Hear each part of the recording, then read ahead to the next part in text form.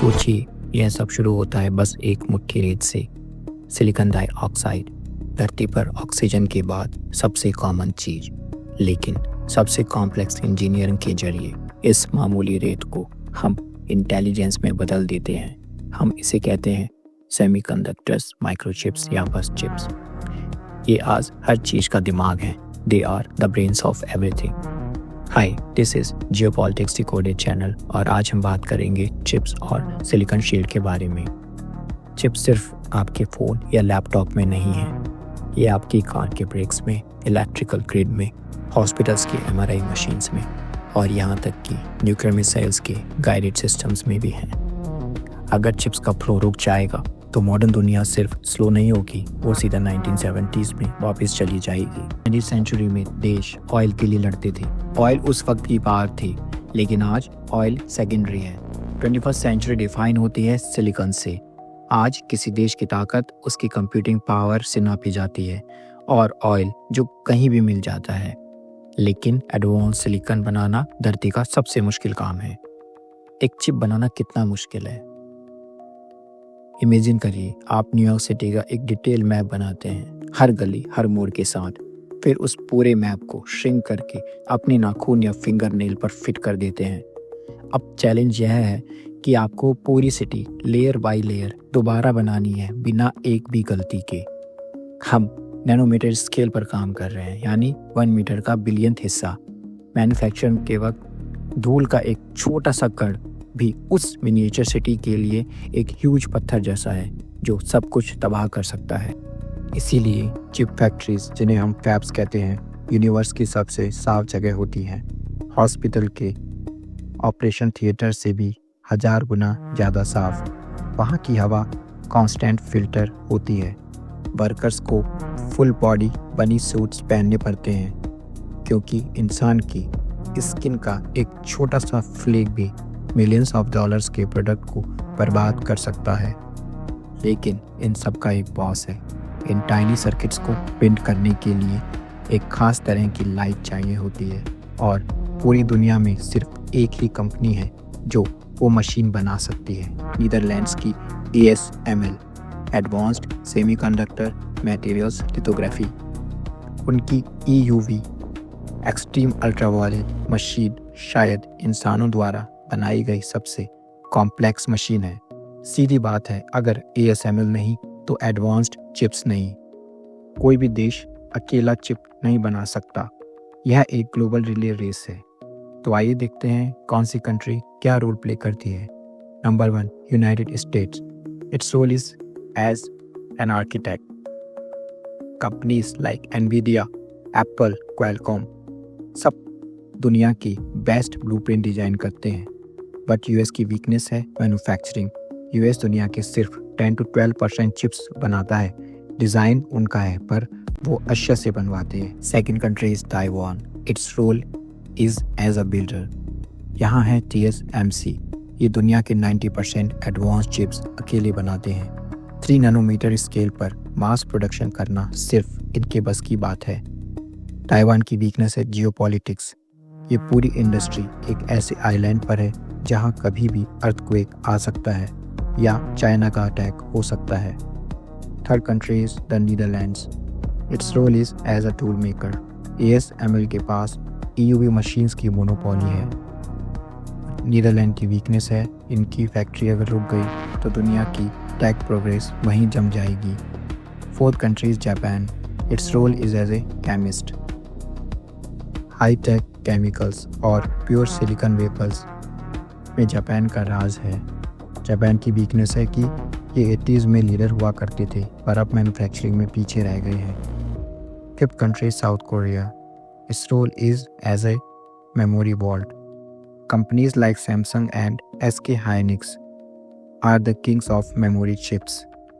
South Korea की weakness है, Taiwan की तरह ये भी US टूल्स और जापानीज केमिकल्स पर डिपेंडेंट हैं। Last country is China. Role is as an assembler.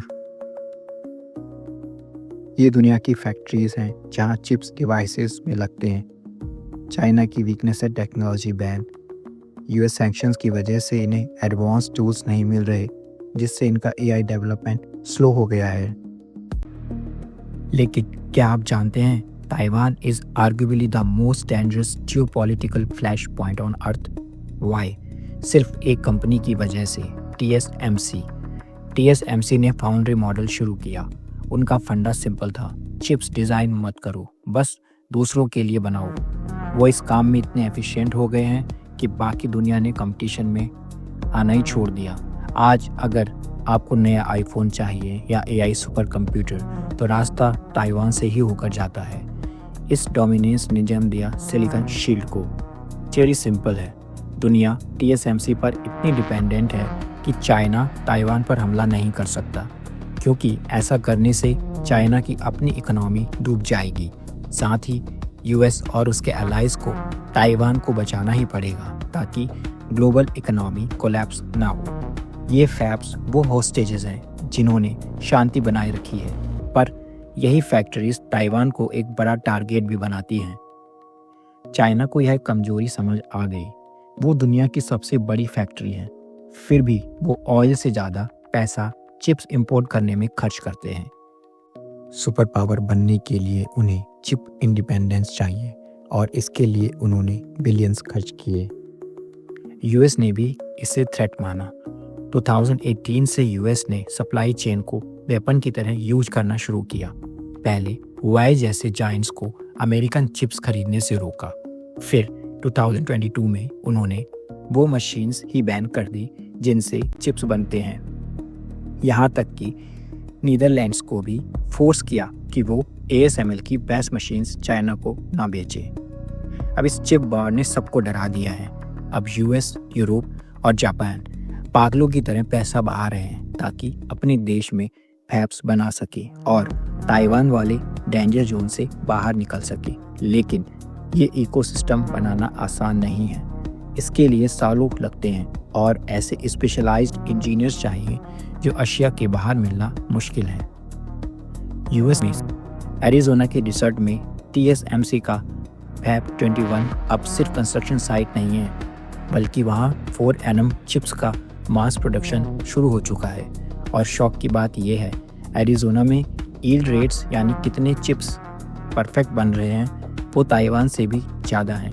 Critics कहते थे अमेरिकन्स ये प्रोसीजर नहीं हैंडल कर पाएंगे, पर वो गलत थे। ASML ने भी अपना नया huge global support centre Chandler Arizona में खोला है। उन्होंने अपने बेस्ट इंजीनियर्स वहां भेज दिए हैं ताकि अगर कल को ग्लोबल सप्लाई चेन टूट भी जाए तो US की मशीन्स बंद ना हो। जहां US अपनी पोजीशन स्ट्रॉन्ग कर रहा है, वहीं एक नया जायंट जाग रहा है, इंडिया। डिकेड्स तक इंडिया सिर्फ इस इंडस्ट्री का दिमाग था। वर्ल्ड के 20% चिप डिजाइनर्स इंडियंस हैं, पर हमने कभी हार्डवेयर नहीं बनाया। लेकिन अब यह बदल चुका है। गुजरात के धोदरा के मैदानों में टाटा ग्रुप ने इंडिया का पहला कॉमर्शियल सेमीकंडक्टर फैब शुरू कर दिया है।